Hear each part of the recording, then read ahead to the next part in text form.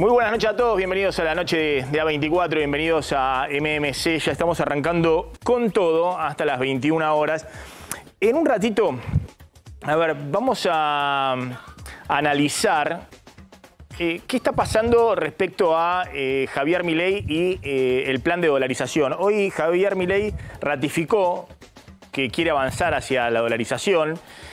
Vamos a contar información respecto a cuáles son las dos áreas económicas que están trabajando en paralelo en el equipo de Javier Milei. ¿Qué pasó con los enviados anoche de Javier Milei en Wall Street con 75 banqueros? Si se habló o no de dolarización, qué plan económico se habló ahí y quién dentro del espacio de Javier Milei efectivamente está trabajando en el tema de la dolarización. Y cómo también hay una controversia muy grande dentro de los equipos de Javier Milei respecto al tema dolarización. Para tratar de entender, porque se toma todo en la campaña electoral, ¿no? Entonces sale Milei a decir, bueno, los que critican la dolarización forman todos parte de la casta y demás, y le pega para un lado. Pero hay también dentro de sus propios asesores económicos algunos que la cuestionan.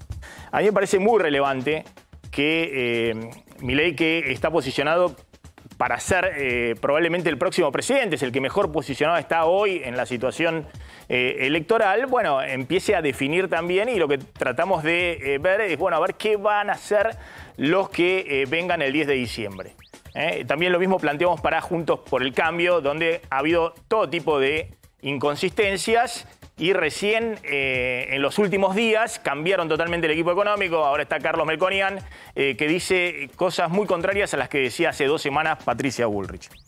En un ratito vamos a meternos sobre el tema, pero vamos a arrancar ahora con el tema YPF, porque este ha sido hoy el tema político del día. Con el tema de dolarización ya vamos a hablar un ratito con Diego Giacomini. ¿Qué tal, Diego? ¿Cómo estás? ¿Qué tal, ¿Bien? Maxi? ¿Cómo Gracias andas? por ¿Bien? venir. Me interesa, insisto, esto no es un Boca River, una campaña donde cada uno toma un pedacito y a ver si me suma o no un votito, le resto al otro algún votito. Estamos en una situación muy delicada desde el punto de vista económico. Y los que tienen verdaderas chances de llegar el 10 de diciembre, bueno, la pregunta es qué es lo que van a hacer, cuál va a ser el plan, teniendo en cuenta que la situación, al menos en el inicio del próximo gobierno, antes de mejorar puede empeorar, porque venimos diciendo, hay una inflación altísima, sin reservas en el Banco Central, con cepos de todo tipo y algunos precios de la economía que están pisados. Entonces, para organizar todo eso, bueno, ojo que el inicio del próximo gobierno puede ser, cualquiera sea el próximo presidente, muy pero muy delicado. Entonces está bueno empezar a discutir efectivamente, más allá de los eslogans, qué es lo que se puede y qué es lo que no se puede hacer el 10 de diciembre en la Argentina en términos de política económica. Fíjense lo que ha pasado con el tema YPF. Hoy hubo un fallo de la jueza Loretta Presca, la jueza de Nueva York, que falló en contra del Estado argentino por la expropiación de YPF en el año 2012. No falló porque la expropiación sea algo del comunismo, está en nuestra Constitución, digamos, efectivamente no cuestiona eso la jueza, sino cuestiona una cuestión técnica en el proceso de expropiación y de resarcimiento a los que eran los accionistas de la empresa. Eso ha generado, este fallo contrario al Estado argentino por 16.000 millones de dólares, ha generado todo tipo de cruces entre oficialismo y oposición, porque recuerden que el Estado argentino le pagó al accionista principal en el 2012 por la expropiación alrededor de 6.000 millones de dólares en su momento, con bonos de la deuda, que obviamente el Repsol en ese momento salió rápidamente a través del JP Morgan y otros bancos de inversión a vender esos bonos y a hacerse del cash. Hoy la compañía no vale eso en el mercado de capitales y encima hay que pagarle 16.000 millones de dólares, no a los acreedores o a los accionistas que fueron resarcidos y que eran los controlantes de la empresa, sino a accionistas que en realidad no estaban en su momento, sino a un fondo buitre o a un estudio contable que entró a comprar el juicio de la empresa, el juicio hecho por accionistas minoritarios que consideraban que también había hacerse para ellos algún tipo de oferta pública o alguna oferta de indemnización por la expropiación de YPF. ¿Qué sucedió en el día de hoy, Claudio? Bueno, hoy lo primero que ocurrió fue un fallo durísimo en los términos, por los términos que usa, porque incluso le da una lectura hasta política a lo que sucedió con la expropiación de YPF por parte de la jueza Presca, que desde el año 2017 reemplaza en el tribunal a Tomás Griesa. Fíjate lo que dijo Presca. El señor Kicillof, y ahora vamos a ver un video donde, digamos, asienta esto, declaró descaradamente que sería estúpido cumplir con la ley de la propia YPF o respetar sus estatutos. Entonces, esa fue uno de los argumentos que usa Presca para darle totalmente la razón al fondo buitre Bradford, porque, digamos... ¿Querés explicar lo que era el tema del estatuto? Claro, el argumento que, digamos, acá el fondo buitre lo que pidió fue, por ejemplo, que se le reconozca una tasa de interés del 8% anual en dólares, obviamente, desde el año 2012 hasta ahora. Lo que hace la jueza es darle la razón al fondo buitre usando lo que, una parte del argumento es usando lo que había dicho Kicillof cuando se presentó en el Congreso a defender la expropiación de YPF. Dice Presca, ofendería y no favorecería la equidad permitir que la República Argentina viole a sabiendas los estatutos de YPF, fuerza a los demandantes a que sean sus acreedores involuntarios por una cantidad enorme de dinero en el transcurso de una década y luego pagar una tasa de interés reducida, 0% de lo que pedía la Argentina, pero llorando pobreza cuando llegue el momento de pagar la factura. Entonces, en una sentencia muy dura que la Argentina va a apelar, lo anunció hoy Gabriela Cerruti en la Casa Rosada, en una sentencia muy dura. Bueno, ahora hay que esperar justamente que se presente en la apelación argentina. Hoy Kicillof dijo que seguramente esto va a llegar a la Corte Suprema, pero escuchá en qué se basa la jueza. Escuchalo a Kicillof, cuando fue la expropiación en el 2012, dijo esto y hoy la jueza le retrucó en el fallo. En ese leonino estatuto interno que dijeron que si alguien osaba poner un pie, como el propio Estado, porque créanme que si uno quería comprar acciones para entrar a la compañía y pasaba el 15%, pisaba la trampa del oso y tenía que comprar el 100% a un valor equivalente a 19.000 millones de dólares. Porque los tarados son los que piensan que el Estado tiene que ser estúpido y comprar todo según la ley de la propia YPF, respetando su estatuto. Si no, ¿dónde está la seguridad jurídica? Señores, fue una empresa, se reunieron y dijeron, ¿cómo podemos hacer para que nadie nunca intervenga en el control de la compañía? ¿Será que es sagrado el control de esa compañía? ¿Será que se dieron cuenta de que tenían la gallina y los huevos de oro y que dijeron, la vamos a hacer parir, pero que nadie pueda husmear acá en la compañía?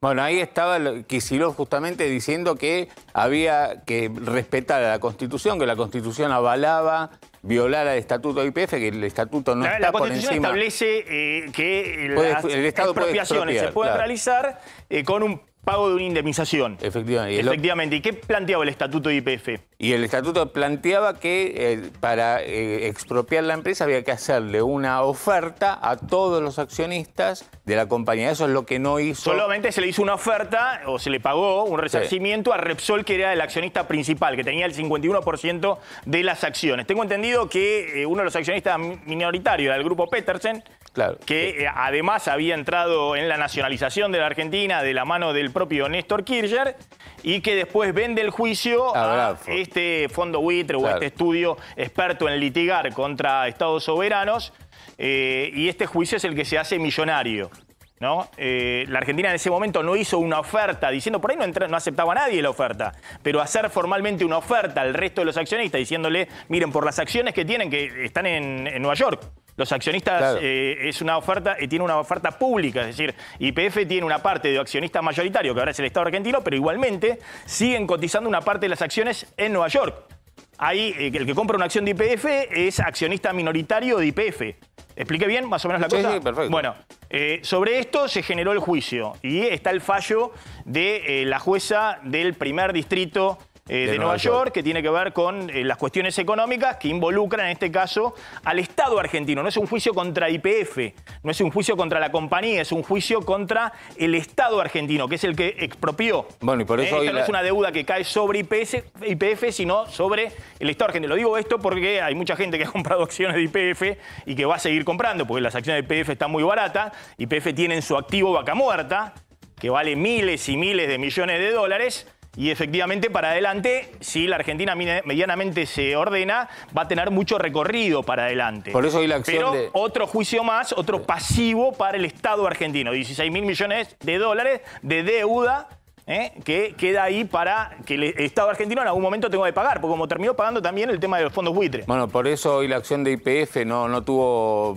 cambios, digamos, no bajó el precio por esto mismo, porque cae el juicio contra el Estado argentino. Contame los cruces políticos, así nos metemos en... La primera que salió fue Patricia Bullrich. Salieron los candidatos a presidente. Patricia Bullrich pegó primero. Dice que la guita, vamos a ver los tweets, que la guita la ponga el kirchnerismo. Qué caro nos cuestan los K a los argentinos.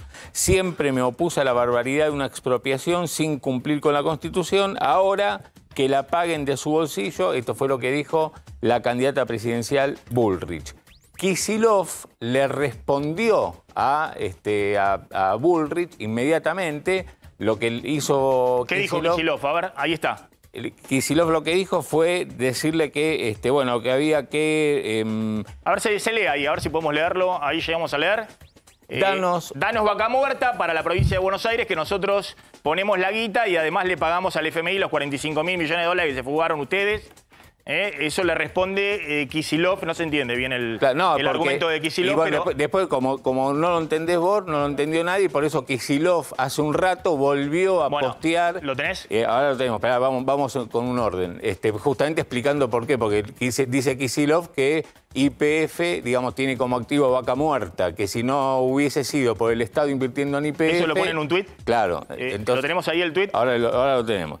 Pero antes vayamos a Milei. Milei, que es otro de los candidatos presidenciales que sale a criticar justamente al gobierno por este fallo. Dice, acá una muestra de lo caro que nos cuesta la casta política chorra, parasitaria, inútil. Y eso vale tanto para los K como los... para Juntos por el Cargo. Juntos por el Cargo. Kicillof es un bruto y los kirchneristas de paladar negro aún más.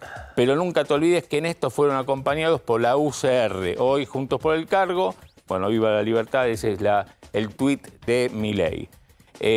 Cristina Kirchner retuitea lo que fue el descargo de... Acá estaban guardados en la campaña electoral tanto Cristina como Macri y aparecen justo cuando llega una factura de 16.000 millones de dólares desde Nueva York. Bueno. Reaparece Cristina reposteando, se dice ahora, o retuiteando el tuit de Kicillof. Caramba, qué casualidad, otra vez en campaña respecto a Bullrich. Irrumpe un fallo disparatado a favor de los fondos buitre en un tribunal de Estados Unidos, cuna de los fondos buitre. Esta historia ya la vimos. Y esto retuitea Cristina Kirchner hoy.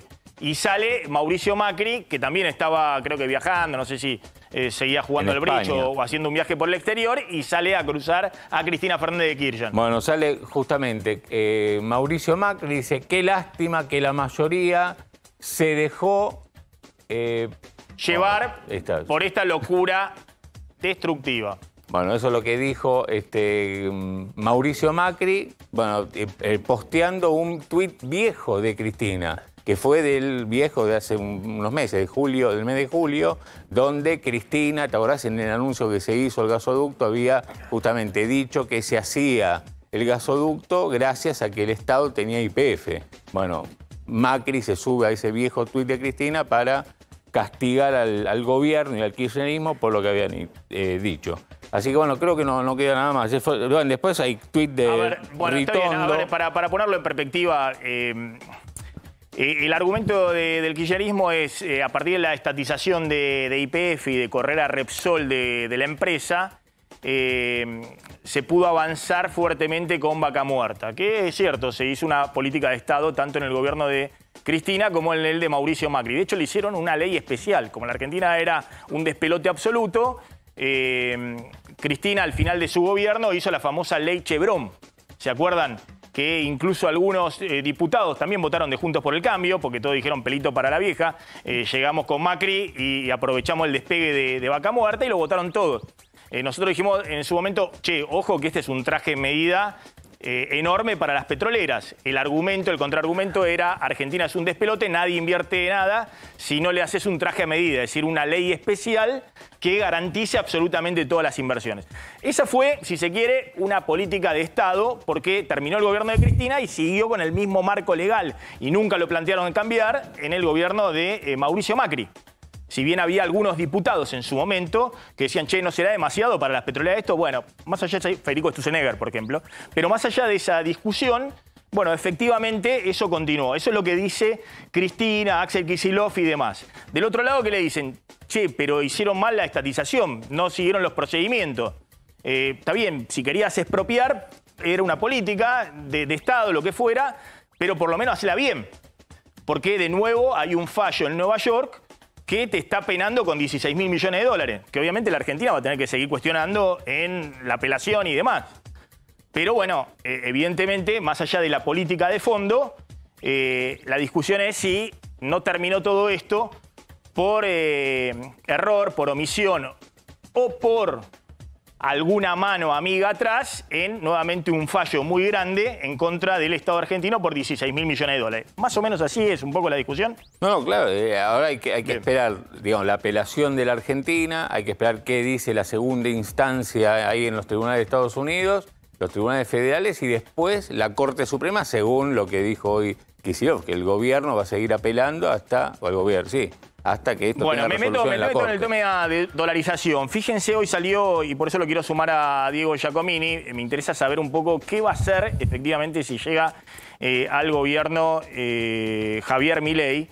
¿Y por qué preguntamos tanto? Bueno, porque todos preguntan por Javier Milei, porque salió primero en la elección, porque las encuestas muestran que está muy posicionado para poder ganar en primera vuelta en balotaje. Entonces, no solamente el periodismo está interesado en saber qué va a hacer Javier Milei.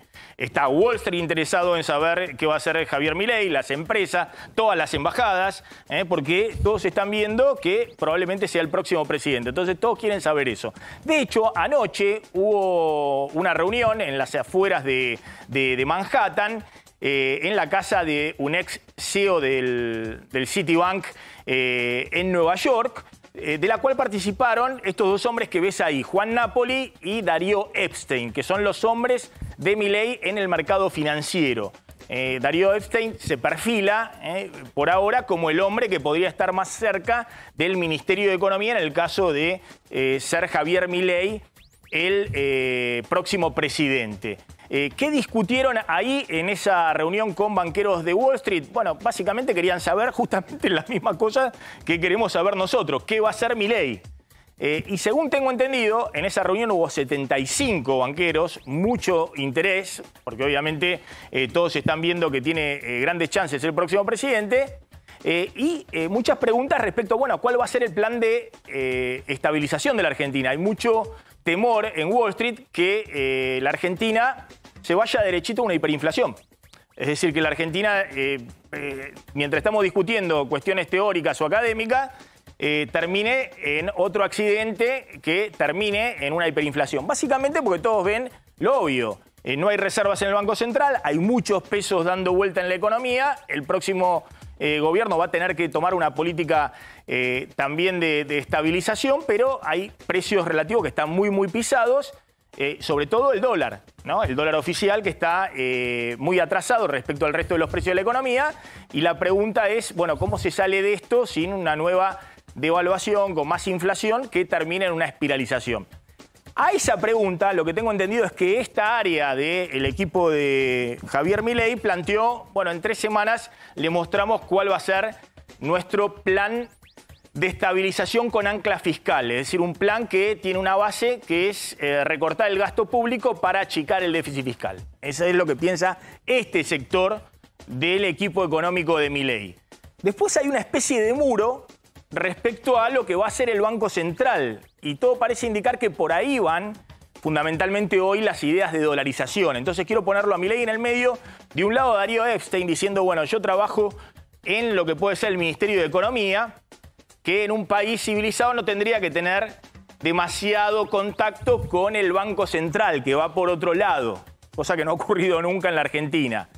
Y en el Banco Central hay un señor, Emilio Ocampo, que ha escrito un libro efectivamente a favor de la dolarización y que tiene una propuesta para dolarizar que nadie termina de entender bien cómo es, y los que lo entienden ponen muchos reparos.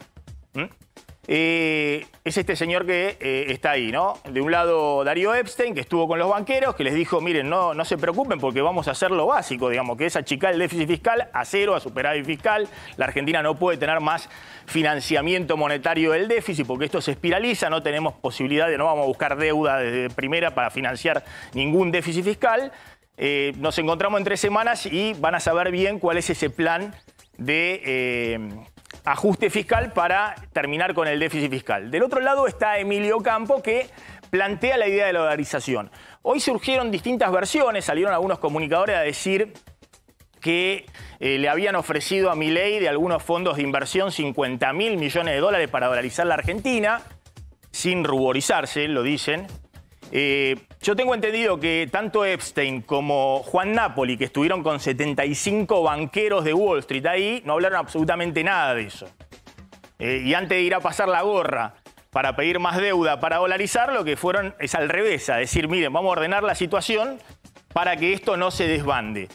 Ahora sí tengo entendido también que Emilio Ocampo sigue con su idea de que con una ingeniería financiera la Argentina se puede endeudar por 40.000 millones de dólares para poder dolarizar. Y hoy salió Milei a apoyarlo, porque hoy Milei puso un tuit, ahí lo están viendo, que dice dolarización y algunas consideraciones técnicas, en los cuales mezcla algunas cuestiones técnicas con, obviamente, la campaña política. El intento de refutación de la dolarización demuestra que no saben de equilibrio general de stocks, no entienden evaluación de activos y que los valores contables representan stock, mientras que el valor está dado por el flujo y o liquidación.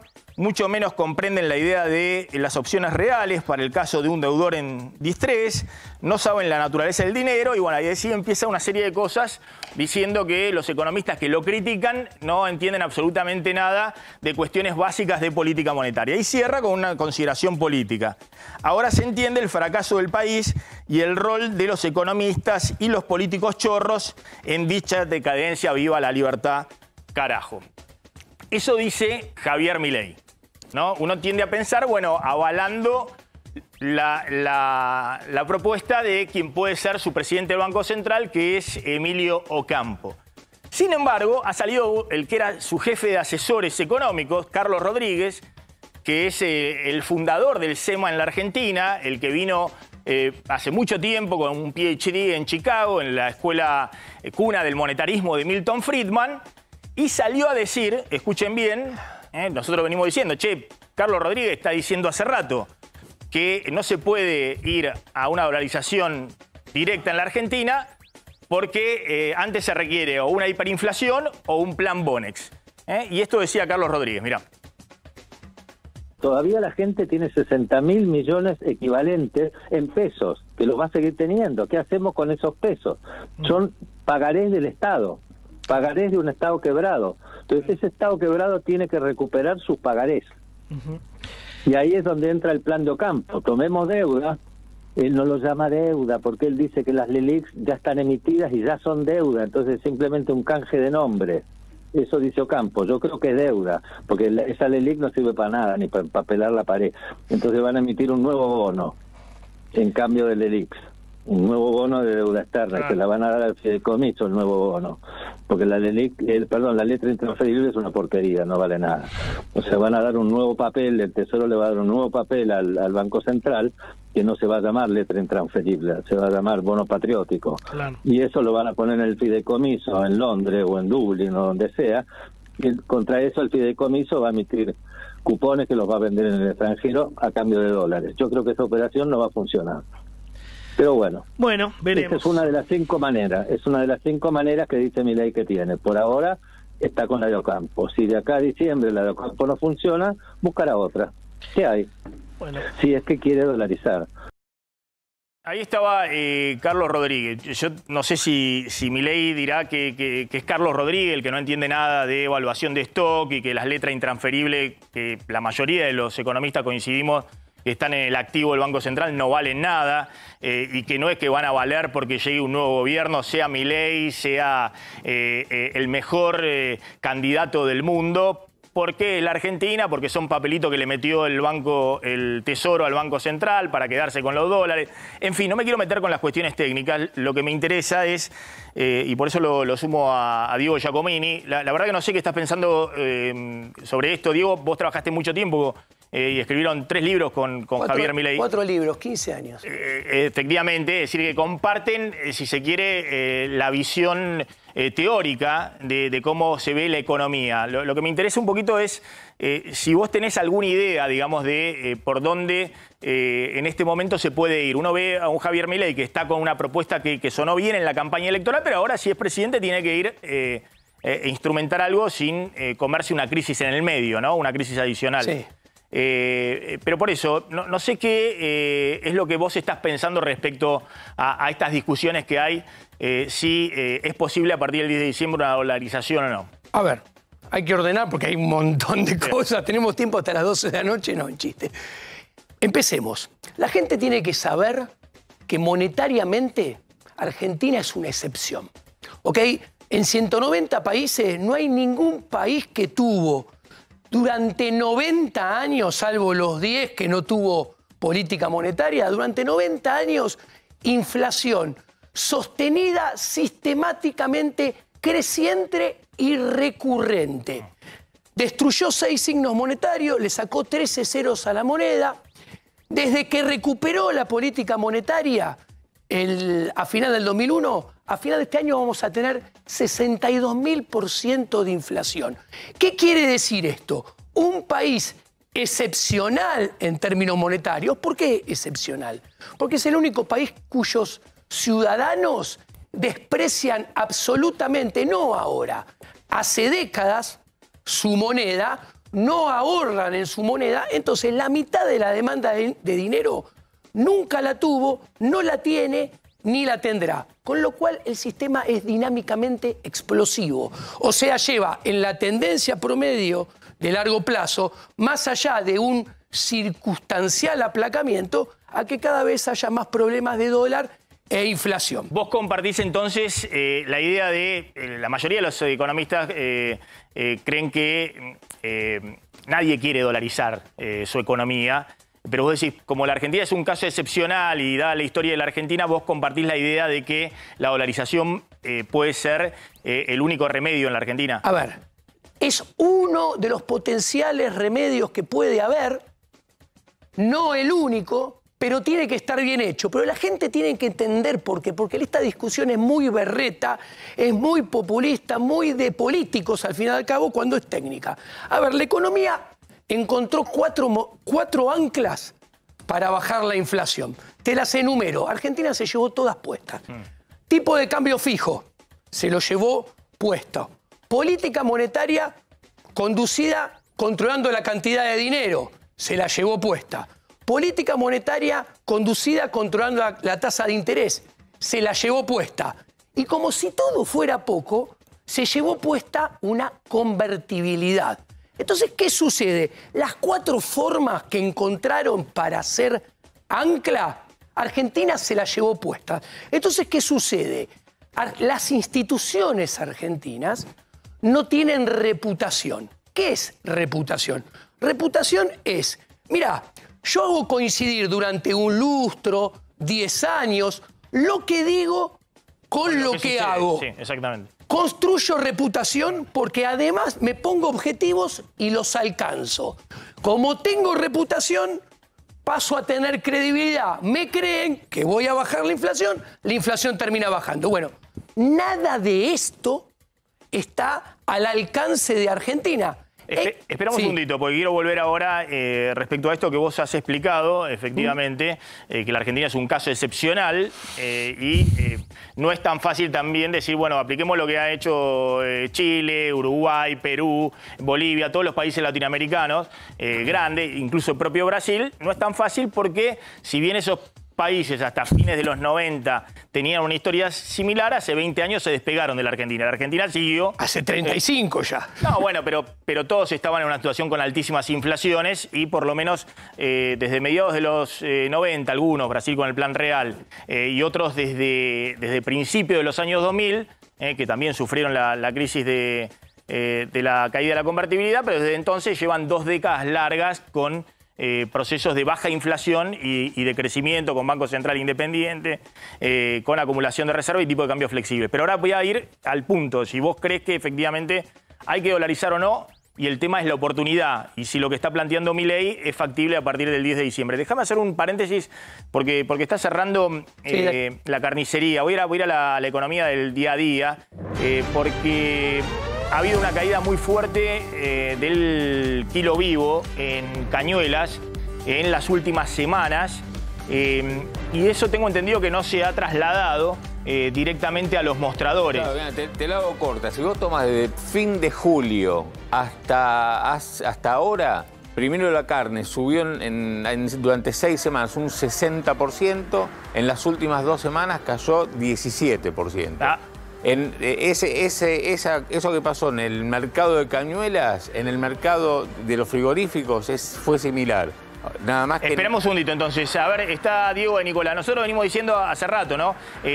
También la carne venía al 60% de aumento interanual y la inflación era del 115%. Eso disparó el consumo de carne en este año. En plena crisis, la Argentina ha tenido uno de los picos de consumo de carne en la última década. Y eso tiene que ver que se abarató ese precio relativo respecto al resto. Ocurrió algo excepcional, que fue que hubo mucha oferta de ganado por la sequía, que se enviaba a Cañuelas una gran oferta de ganado. Estuvo 6 meses planchado el precio de la carne, mientras la inflación iba despegándose. Bueno, con la disparada que hubo a partir de julio, claro, primero con el dólar, exactamente, a partir de julio, efectivamente, eso equiparó con el resto de la inflación, claro, el precio de la carne. Diego de Nicolás, bueno, ¿qué está pasando ahí en la carnicería? Contame.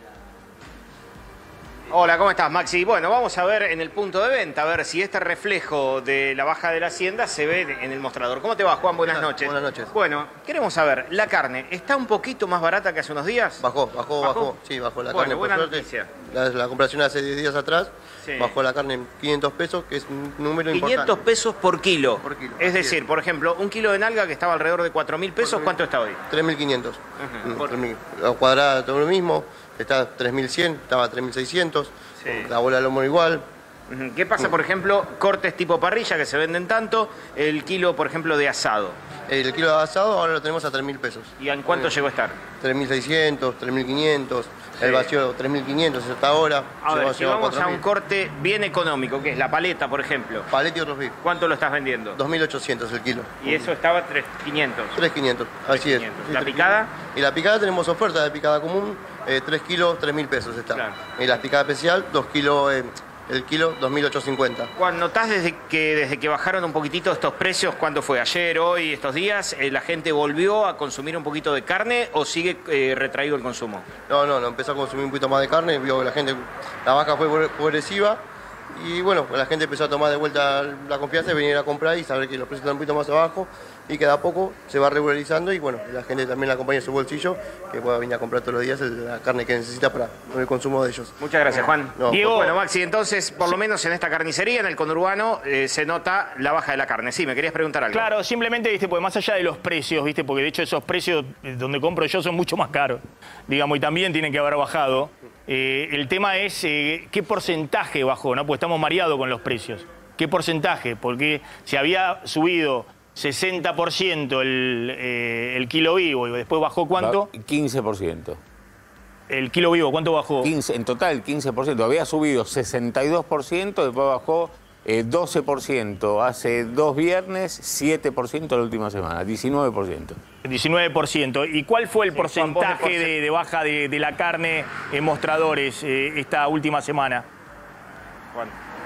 Vea, el porcentaje eso no lo tengo, claro. No, bueno, pero hay algo que estaba en 4.000 pesos, bajó a 3.500, 10%, más o menos 12%. un 12-13%. Estaba a 5.000 pesos el kilo. Dijo, estaba a 4.000 y bajó a 3.500 pesos, lo que contó en 3.500. promedio. De 4.000, el corte estaba a 4.000 y bajó a 3.500. De la milanesa 12%. a 4.000 pesos y te baja a 4.500, es un buen porcentaje para el bolsillo de la gente.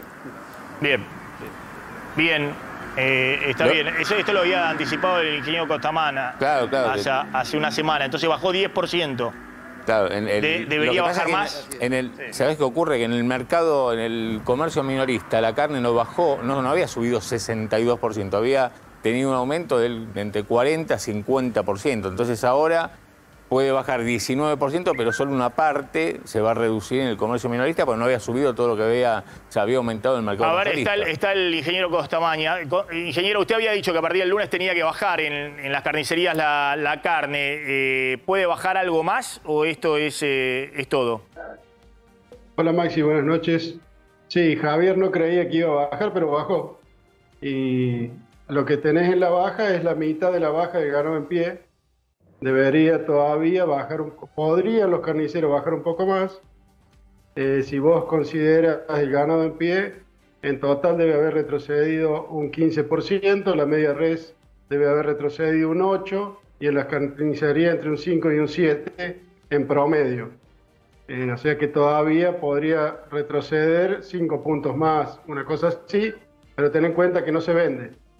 O sea que hay que recuperar el consumo. En el mismo periodo, el pollo subió el 36 y el cerdo el 25. O sea que tenés que esperar todavía que se acomoden los precios relativos del resto de las proteínas para ver cómo va a quedar. Pero es probable que la semana que viene tengas otra baja porque hoy tuvimos el precio más bajo de las últimas semanas y hoy fue muy difícil vender en el mercado de Cañuelas. Bien, usted dice esto es un respiro hasta octubre. Esto es que todavía hay alta oferta por la sequía, todavía seguimos en un escenario de alta oferta de animales en pie y el salario de la gente no tolera un 40 o 50% de aumento, entonces retrocede el precio. Hasta que no ceda la oferta, vas a tener este escenario. Yo lo que estoy estimando es que la oferta cae entre el 15 y el 20 de octubre. Bien, Costamaña, gracias, muy amable. Ahí estaba el panorama del tema de la carne. Bueno, esto es una cuestión, como decía, estacional, lo que ha pasado con la sequía. Eso pegó fuerte, obviamente, en agosto, además de la devaluación. Lo que está apostando el gobierno es a pisar todos los precios, tarifas públicas, servicios privados como las prepagas y otros precios, combustibles, todo congelado, por lo menos septiembre. Más el ayudín de la carne, ver si el índice de septiembre le entra un poquito abajo del 10%. Y vos fíjate que el índice de septiembre de inflación se va a conocer el 12 de octubre, o sea, 10 días antes de las elecciones, y la apuesta ahí del gobierno es que de un número más bajo que agosto y si es de un solo dígito, mejor. Lo que hoy por hoy no. Hoy en día ninguna consultora está pronosticando eso. Al contrario, están diciendo el índice de septiembre va a ser peor que el de agosto. Pero está claro que si se pisan distintos Mirá, nadie servicios. tiene claro, pero lo que está claro que el índice de noviembre, diciembre, va a ser mucho más alto que el de agosto, que el de septiembre, que el de todos estos meses, digamos, ¿no? Por lo que estamos hablando. Porque todos saben que hay una devaluación por delante, que hay aumento de tarifa por delante, de que todo lo que estás congelando y atajando ahora en algún momento se descongela y en general eso ocurre abruptamente. Pero vuelvo a Diego Giacomini. A ver, explícame entonces, ¿vos estás a favor de la idea de que puede ser un instrumento la dolarización en la Argentina? Sí, pero es uno de los posibles, lo cual lo que yo vaya a decir tiene valor, porque yo no te voy a venir a decir, no, la soberanía monetaria, eso no existe, es mentira. No porque se pierde un instrumento de política monetaria, de política económica, yo te digo, buenísimo, aplaudamos. Entonces, si yo te la vengo a criticar, es no desde un lado ideológico, sino 100%. No, por eso me interesaba cuál era la visión. A mí lo que me interesa, vos estuviste mucho tiempo al lado de Javier pensando estos temas. Por eso me interesa en este contexto, mirando hacia adelante. Sí. ¿Qué crees que es lo más conveniente a partir del 10 de diciembre? Bueno, ya expliqué que las 4 anclas no están. Ahí básicamente dejando de lado de Massa, porque Massa se ocupa del día a día, no tiene equipo, no sabemos qué va a hacer. Hay 2 opciones, además de Massa. Bueno, una es la de Melconian Santangelo, que te habla de ancla el equilibrio fiscal. La teoría económica es muy clara. Como ancla antiinflacionaria, el equilibrio fiscal no sirve, no alcanza. Primero, porque no existe el equilibrio fiscal con esta organización gubernamental en ningún país del mundo. Cuando vos mirás Estados Unidos desde 1848 a hoy a la fecha, hay solamente 6 años que se equivocaron y no tuvieron déficit fiscal. Cuando ves la Unión Europea, no hay un solo año sin déficit fiscal. Cuando ves la región, pasa lo mismo. Y Argentina, mirá qué interesante, se equivocó solamente entre el 2003, 2004, 2005, que llegamos a tener 4 puntos porcentuales de superávit fiscal. ¿Sabés qué pasó? Entre 2003 y 2005, punta a punta, la emisión monetaria, los pasivos monetarios aumentaron 99%.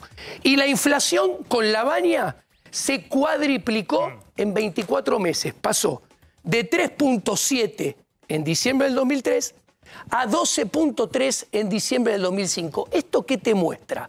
Que los liberales clásicos que se dedican a la política te mienten. Es mentira que la única razón por la cual se emite es el déficit fiscal.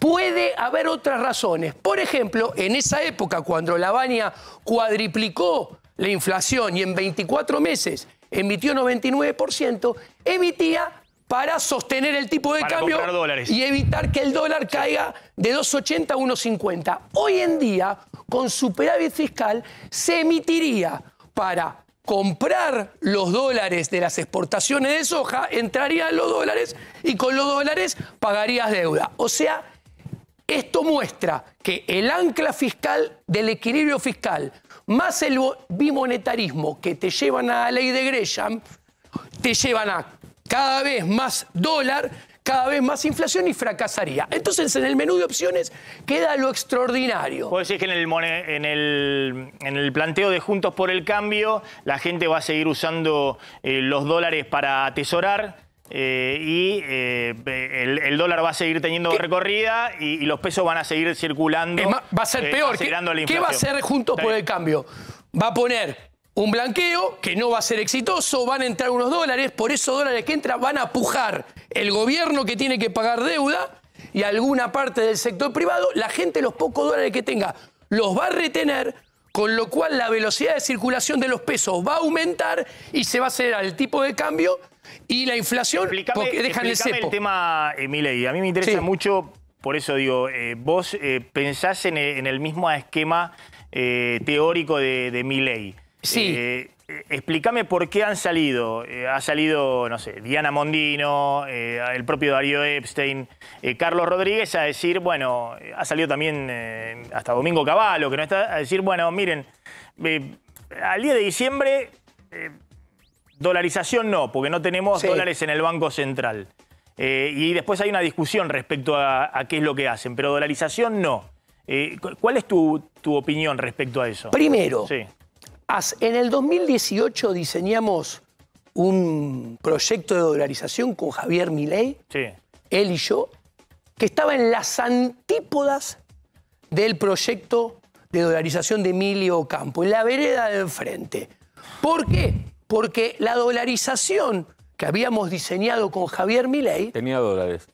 Primero tenía dólares. Entonces no tenía que recurrir a toda esta fantasía de ingeniería financiera y colocación de deuda de Emilio Campo. Punto número 1. Punto número 2 y más importante.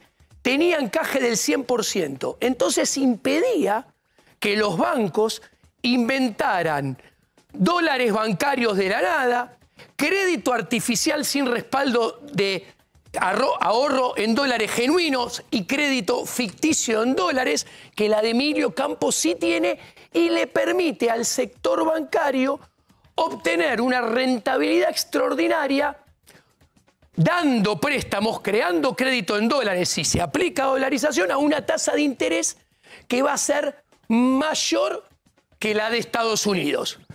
Además, esa es la segunda pata del negocio bancario que trae este proyecto. ¿Por qué?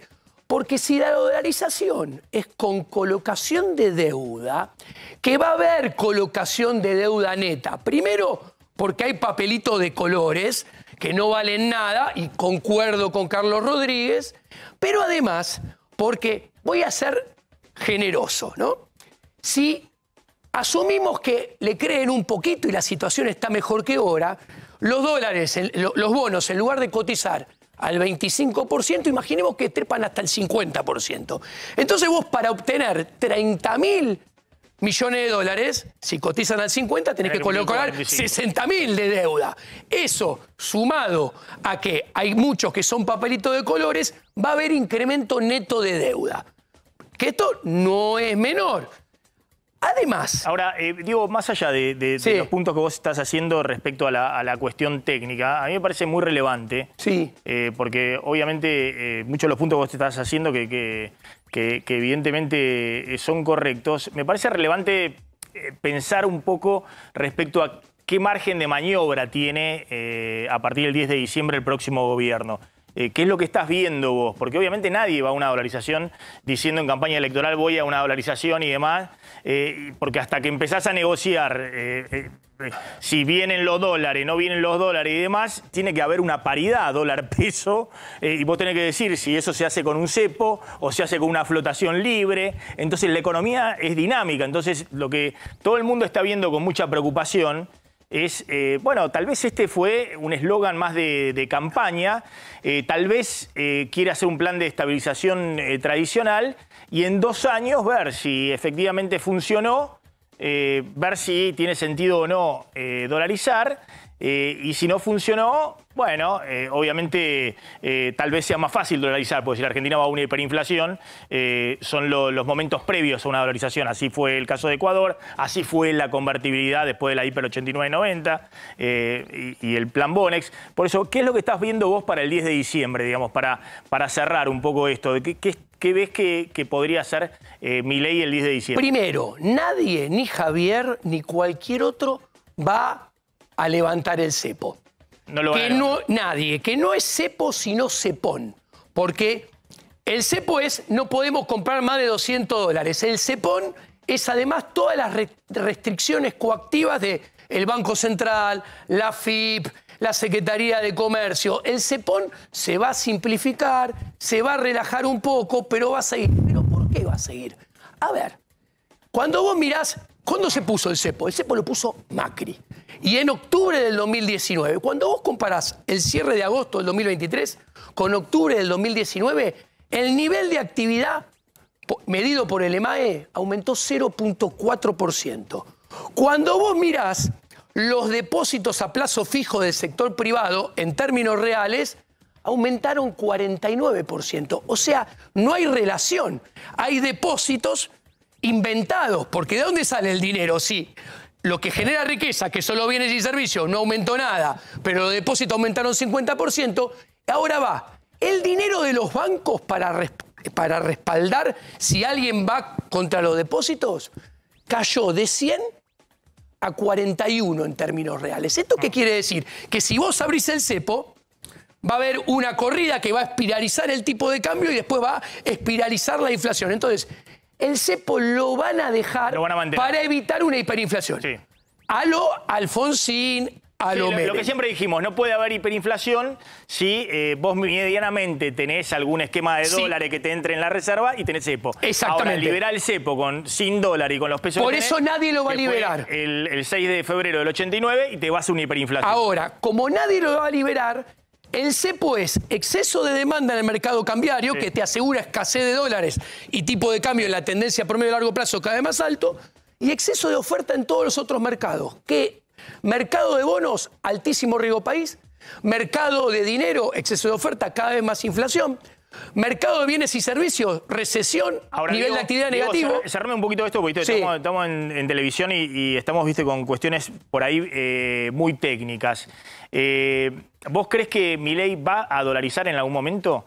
¿O crees que va a primar un poco el pragmatismo, va a intentar un plan de estabilización clásico y después verá, más allá de que deje Yo creo que no le queda otra que en un escenario donde los próximos meses, por poner un número, los próximos 9 meses, si alguien le cree a alguien y se hacen las cosas bastante bien, en los próximos 9 meses la inflación promedio mensual va a tener 2 dígitos. Sí. O sea, 11% de inflación, por ejemplo, porque tienen que flexibilizar un poco el cepón, porque tienen que corregir algún precio relativo, tienen que sincerar alguna tarifa.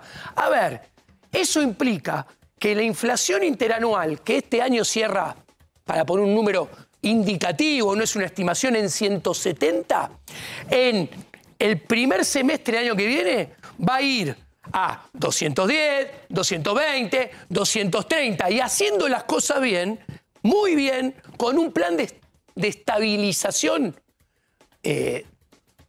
común, para decirlo como vos dijiste, la inflación el año que viene va a ser, o va a terminar siendo, en el mejor de los casos, muy parecida a en el punta a punta. Porque va a subir fuerte el primer semestre y después va a bajar en el segundo. A ver, si en el primer semestre del próximo año la inflación es 11 promedio mensual en el primer semestre, llega a 2.30, 2.40. Si en la segunda mitad baja a 5,5, el año cierra en 170. Pero no dijiste si Déjame cerrar, Claudio, ayúdame un poquito para poder cerrar. Porque no, dije que va a ser una estabilización normal.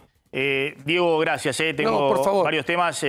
La seguimos en otro momento. Ahí estaba Diego Giacomini. A ver, vamos a hablar del tema The Economist y Milei. Javier Milei. Le dio una entrevista de 3 horas Milei a The Economist. Hubo un artículo fuerte de The Economist tildando en duros términos a Javier Milei. Hoy estuvo también Milei tuiteado por Elon Musk. Ahora va a contar eso también Claudio Zlotnik. Lo va a jugar a Juan Mayor, que es el director de la consultora Opinaya, que empezó a hacer sondeos apenas concluyeron las PASO. La pregunta es, todas estas discusiones que son muy complejas, ¿no? De economistas, donde hay preocupaciones de los empresarios, los banqueros, adentro, afuera, los propios economistas discutiendo. ¿Hacen mella, digamos, en la discusión electoral o la gente está pensando en un cambio, le está dando, si se quiere, un apoyo a Milei y eso lo hace crecer más allá de si la dolarización es un eslogan electoral o algo factible a partir de diciembre? Bueno, claramente la gente vota a Milei principalmente porque tiene un hastío tremendo con toda esta situación que estaba describiendo Diego, con el día a día de la carnicería que estábamos mostrando recién, con no llegar a fin de mes, con la angustia que produce la inflación. Y el concepto de dolarización es algo fácilmente decodificable para la mayoría de sus votantes. ¿Cómo soluciona la inflación? Pero claramente estos votantes no están entendiendo todas estas complejidades que está bien describir, que acaba de describir Diego recién. Es un poco como el fenómeno Menem en su momento, la hiperinflación de Alfonsín. La gente obviamente quería un cambio. Menem hablaba en ese momento de salariazo. Se agarraban toda la cabeza porque decían, encima hace salariazo, va a otra hiperinflación y demás. Pero bueno, efectivamente primó ahí el cambio, ¿no? Sí, ahora hay una gran expectativa con respecto a que el gobierno que asuma, sobre todo entre los votantes de Milei, solucione rápido estos problemas. Y vaya rápido a una dolarización como solución de estos problemas. Vos decís que va a haber una demanda, así se va a trasladar. Sí. Es decir, que se acortan los plazos. Todos los presidentes de la sociedad está cada vez más inquieta. Dice, bueno, que pase el que sigue. Y al que sigue no le da mucho plazo, vos decís, en términos de respuestas. No, por eso me preocupa realmente. Si el año que viene, evidentemente, vamos a tener una situación para el sentimiento de la gente, el feeling de la gente en el supermercado, en el día a día, igual de problemática que la que tenemos este año, con una alta inflación, con una mayor recesión, si hay un ajuste fiscal fuerte para ordenar las cuentas públicas. Entonces, bueno, hay que ver hasta qué punto toda esta expectativa que se genera alrededor de Milei, que claramente tiene su núcleo duro, pero también tiene distintos círculos concéntricos que lo van rodeando y sobre todo que vienen gran parte de ellos de sectores bajos a que anteriormente votaban el kirchnerismo. Hay que ver si acá julio del año que viene la situación desde la sensación y la percepción de la gente es peor que la que tenemos hoy en día, cuál va a ser el nivel de apoyo que va a tener ese eventual gobierno. Entonces es una situación muy compleja la que va a tener el próximo gobierno. Un segundito, porque quiero volver sobre ese tema y por qué Milei ha elegido como adversario, dicen, acá la cuestión es con Massa, con el gobierno, y por qué el gobierno también ha elegido contender con Milei, por qué los dos en campaña electoral consideran que es lo ideal, ¿no? Que para algunos está equivocado, pero los dos consideran que el otro es el adversario perfecto en este tramo de la campaña. Está hablando del ministro de Economía, Sergio Massa, a ver qué está diciendo. Ministros, legisladores, de alguna manera tratando de garantizar parte de lo que tiene que ver con el desarrollo del norte argentino. Y terminadas las palabras, vamos a estar firmando una serie de acuerdos que tienen que ver con esas cosas que de alguna manera en Buenos Aires no son parte de la agenda de los medios y de la gran prensa nacional, pero que hacen a la vida y al desarrollo del norte argentino para romper definitivamente con la asimetría, con la dificultad con la que muchas veces el norte argentino tiene que enfrentar para su desarrollo. Y quiero agradecerles a los gobernadores porque sé que de alguna manera el esfuerzo de venir hasta acá, el esfuerzo de trabajar lejos de sus provincias, de alejarse de sus familias y de sus compañeros de trabajo y de su pueblo, muchas veces les quita la posibilidad del minuto o del tiempo compartido con sus comprovincianos. Pero también tiene que ver con la construcción de una idea o una identidad y un proyecto de país. Creo que hoy, como bien decía Juan, empieza también una etapa de trabajo en el hacia adelante. Nos pasamos los últimos años tratando de administrar una situación crítica que empieza para la Argentina el día que, para pagar la fuga de capitales, Macri decide tomar la deuda con el Fondo Monetario Internacional y ponerle a los argentinos el peor cepo de desarrollo económico que pueda tener un país. La idea de convivir con un síndico que mira las cuentas del Estado-Nación y de cada una de las provincias, que pretende opinar sobre los niveles de inversión pública, sobre el nivel de gasto en materia de desarrollo humano, sobre las tasas de cobertura en el sistema jubilatorio o sobre las tasas de cobertura en las prestaciones sociales. Y es gente que por ahí no entiende que hay que invertir, como invertimos hoy, 2.200 millones de pesos para llevar el agua a las comunidades huichi porque tenemos muertes por desnutrición infantil o por deshidratación. O que a lo mejor no entienden que tomamos la decisión de desarrollar infraestructura vial uniendo a Termas con Tucumán porque pretendemos que de alguna manera el norte tenga su sistema de circulación propia, porque en definitiva es parte del hub logístico de desarrollo económico de todo el Mercosur, si tenemos el coraje de no escuchar a los que aconsejan no invertir en capital y terminamos el famoso corredor bioceánico ferroviario que nos permite unir definitivamente el Atlántico con el Pacífico. Tenemos la responsabilidad de la inversión en generación de infraestructura.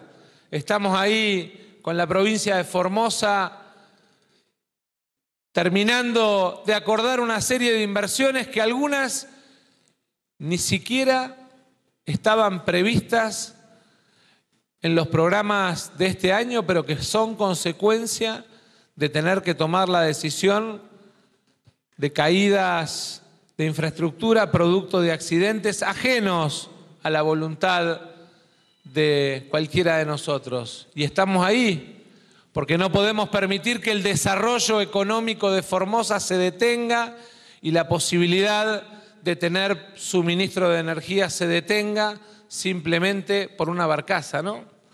O por una situación, digamos, que de alguna manera es ajena a la decisión del gobierno provincial. De la misma manera estamos firmando acuerdos con la mayoría de los gobiernos provinciales y tiene que ver con la decisión de seguir invirtiendo en el norte argentino. No nos van a elegir la agenda desde afuera. La agenda de desarrollo argentino la vamos a decidir los argentinos, porque para eso somos un Estado-nación, para eso planteamos la unión de los distintos sectores políticos y económicos de la Argentina en la idea de construir y desarrollar nuestra patria. Y quiero también agradecerle a todos esos compañeros y compañeras de las distintas organizaciones sindicales, sociales, que de alguna manera vienen a acompañar entendiendo que mañana también es un día importante. Porque lo que está en juego es mucho más que una elección. Está en juego qué país queremos construir. Está en juego si queremos trabajadores con derecho a la indemnización, si queremos trabajadores con derecho a las vacaciones pagas, si queremos trabajadores con menor nivel de impuestos sobre su salario, o si lo que queremos es trabajadores abandonados a la buena de Dios, o peor aún, al poder de presión que pueda ejercer en cualquier convenio colectivo la patronal. Entender además que la presencia de las organizaciones sociales tiene que ver de alguna manera con tratar de poner sobre la mesa un sector de la economía argentina que no está en las estadísticas, porque la denominamos informal, porque la invisibilizamos cuando es parte de una realidad que de alguna manera es emergente de ese país al que nos quieren hacer volver. Todos los argentinos saben que la crisis del 2001 parió una profundidad enorme en la economía en negro y en la economía informal, y además una profundidad enorme en el desempleo en la Argentina y en la desindustrialización. Y de alguna manera el planteo de pretendernos hacer volver a esa Argentina escondidos sobre videos de TikTok simpáticos es simplemente un retroceso que no podemos permitirnos. Y esa enorme vocación de participación nos genera un compromiso. Yo vengo a Tucumán a comprometerme, no solamente mañana con los empresarios, no solo con los intendentes, no solo con los trabajadores, no solo con las organizaciones sociales, no solo con nuestros gobernadores, sino también con la sociedad en su conjunto del norte argentino, y a decirles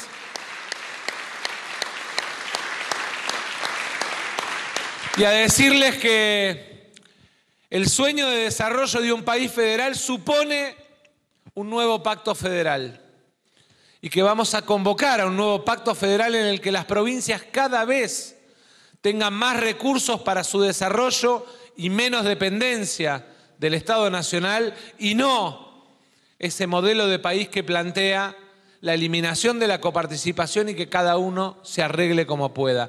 No imagino ese centro de salud que inaugurábamos ayer en Tafí Viejo, construido por el mercado. No imagino a BlackRock pensando en desarrollar nuevas universidades en la Argentina, ni imagino a esos fondos de inversión pensando en desarrollar los centros de atención de la mujer, ni nuevas escuelas en aquellas poblaciones rurales que muchas veces, a lo mejor en la ecuación matemática, no dan para tener su escuela, pero en la ecuación social, en la ecuación de rentabilidad social, necesitan de la inversión del Estado para poder darle igualdad de oportunidades a sus hijos. Creemos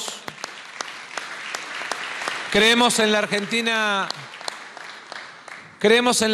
del trabajo, no de la especulación financiera. Creemos en la Argentina de la producción, de empresarios que tengan condiciones para invertir y que tengan a un Estado que los ayude y los promueva para invertir y para generar trabajo. No en un Estado ausente que libere a la buena de Dios y a la mano invisible del Estado y a la buena del mercado a la sociedad.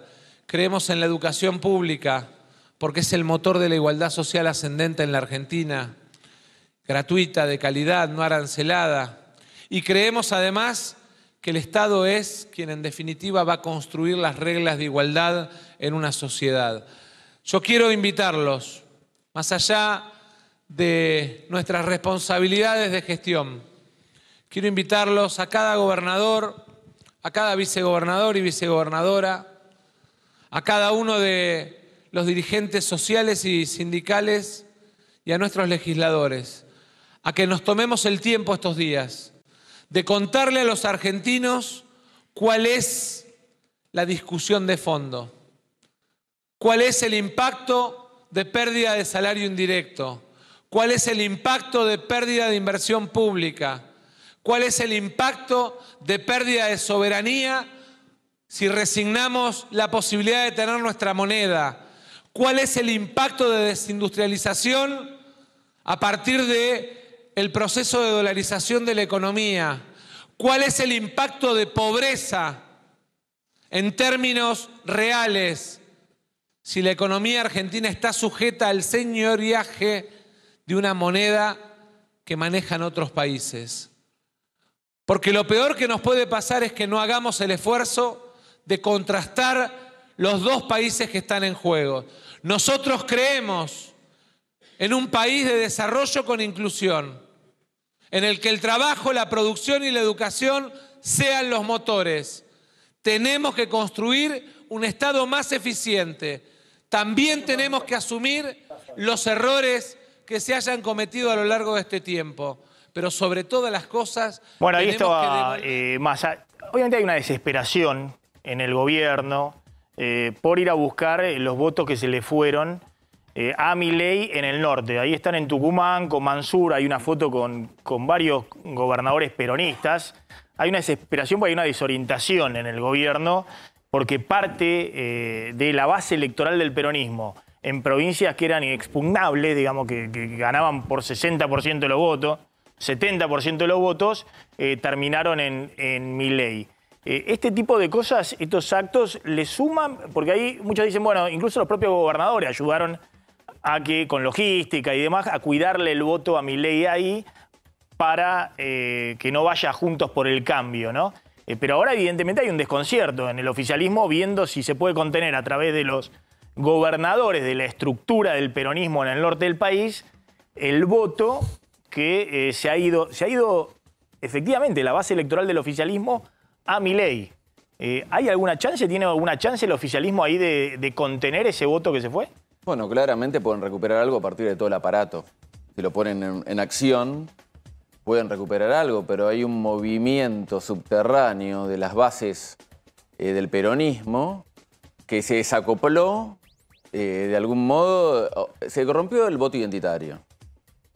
La realidad rompió el voto identitario. Y acá lo que la realidad y el voto está manifestando a través de su bronca y el mensaje que se da a través de Milei es la ruptura de un sistema económico, de un modelo social que ya lleva más de 20 años en el país. Entonces, Massa, bueno, habla de inversiones públicas, de escuelas, etcétera, pero la realidad a la gente le está hablando de otra cosa. Está hablando de escuelas que se caen a pedazos, del miedo que siente la gente al salir a la calle, le está hablando del narco, del aumento de precios, de la caída del salario real y golpea fundamentalmente a las clases más bajas. Si nosotros cruzamos quién votó a Milei en las PASO en relación al voto de 2019. 12 puntos de los 30 puntos que sacó Milei en las PASO vienen de Juntos por el Cambio. Recordemos que Macri había sacado 40 y la sumatoria de Bullrich y Larreta sacó 28. 12 puntos eran ex votantes de Alberto Fernández y el resto son votantes nuevos. Entonces, claramente puede generar una serie de acciones, de discursos y de movimientos, de estructuras para recuperar ese voto. Me parece que la estrategia de Massa claramente es posicionarse por encima de Bullrich en un potencial para llegar a un balotaje en caso de que lo haya y a partir de ahí polarizar con Milei, ¿no? ¿Y por qué ustedes están viendo esa tendencia, ¿no? El gobierno, yo insisto, sale el gobernador de La Rioja a decir, Quintela, si gana Milei yo renuncio, y yo me imagino que el votante de Milei aplaude.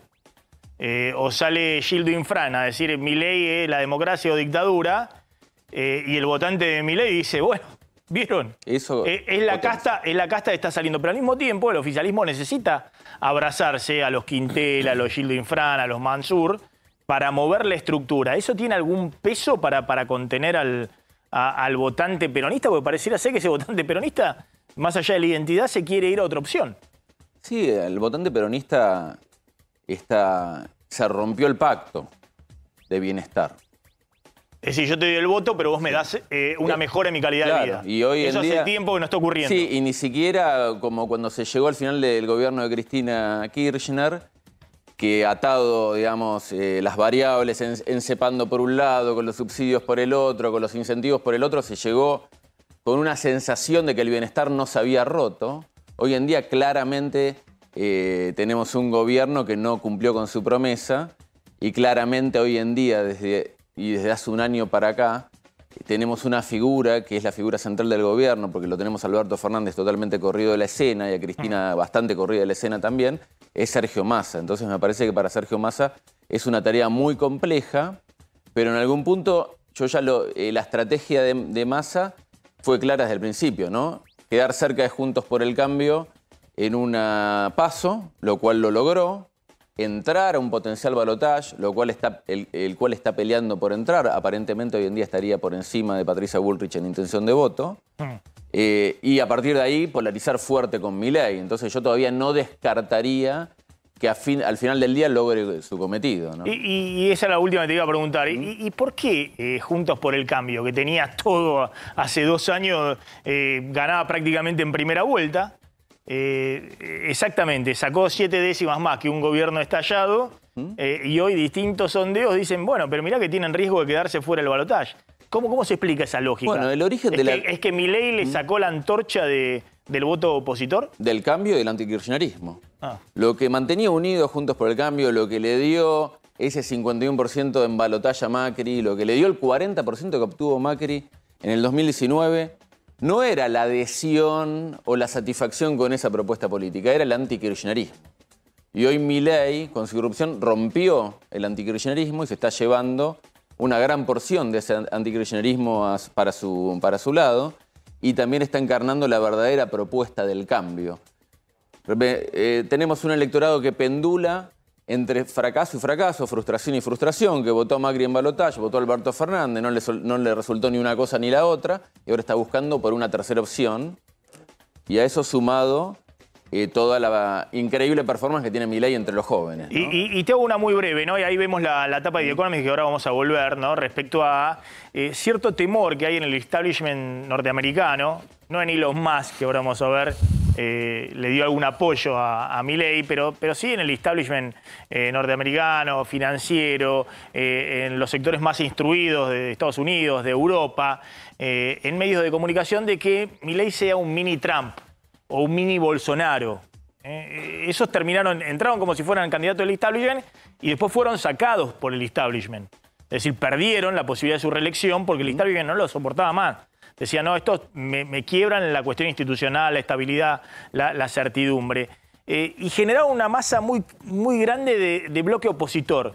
Milei parece que no, que todavía no genera adhesiones, pero no ha generado ese bloque opositor en contra. ¿Eso por qué está ocurriendo? Porque todavía no se rompió la gran polarización que teníamos anteriormente, que era kirchnerismo, antikirchnerismo. Se mete en el medio de la grieta. Claro, la grieta... Mientras se están peleando oficialismo y Juntos por el Cambio, es como un volcán que rompe una grieta que se estaba manifestando y rompe una estructura política. Está rompiendo una estructura política. Yo creo que a partir de, en caso de que él gane las elecciones, va a surgir un nuevo mapa político en la Argentina, que seguramente él va a ser el factor polarizante. Es decir, que él en algún momento, como han generado estos líderes, en todo caso él tendrá o no la habilidad o de generar esa polarización, que obviamente es muy difícil para gobernar, o romper esa polarización. Ese va a ser un desafío que va a tener por delante de Milei. Sin lugar a dudas. Si se convierte en un mini Trump, un mini Bolsonaro o algo distinto. Sí, pero la diferencia es que Trump y Bolsonaro asumieron en contextos económicos totalmente mucho más estables, con la inestabilidad que está surgiendo. Yo creo que él va a tener cierto capital de decir... Y con otro poder, ¿no? Sí. Bolsonaro, Trump tenía atrás el Partido Republicano, digamos, con todo el poder del Partido Republicano y es decir, otra base institucional, ¿no? Sin lugar a dudas. Creo que él puede tener el argumento con su base electoral, sobre todo los jóvenes y el nivel bajo, que lo está apoyando hoy en día, que si él no puede implementar sus medidas de gobierno, tiene a la casta enfrente. El concepto de casta y el concepto de polarizar contra todo el sistema político lo llevó a donde lo llevó. No. Entonces, bueno, tiene el argumento ideal para poder sostenerse en esos tiempos difíciles que seguramente va a tener que afrontarse en caso de llegar a ser presidente. Juan Mayol, gracias. Muy interesante efectivamente ese planteo, ¿no?, que tiene por delante Javier Milei. Dame un datito de lo que pasó rápidamente, Claudio, con el Banco Central en el día de hoy. Bueno, hoy el Banco Central volvió a comprar más de 100 millones de dólares, 104 millones de dólares, con lo cual esto tiene que ver con el dólar soja 4, que le aporta hoy más de unos 150 millones de dólares. En la semana, 199 millones de dólares. Y el dólar blue cerró en 7.10. Es decir, la fórmula esta del dólar soja ingresando 25% de los dólares de la soja por el contado con liquidación, presionan para abajo todos los dólares financieros. 741. Efectivamente, todos los dólares financieros para abajo, y el Banco Central está permitiendo juntar algunos dólares en la reserva. ¿Para qué? No para liberar importaciones, sino para lo que viene en octubre, digamos, para afrontar la dolarización y tratar de que no se disparen los dólares a partir de octubre. Nos estamos despidiendo, ya llega Esteban Trebuch al aire de A24, nos reencontramos el lunes. Tengan todos muy buen fin de semana. Chau.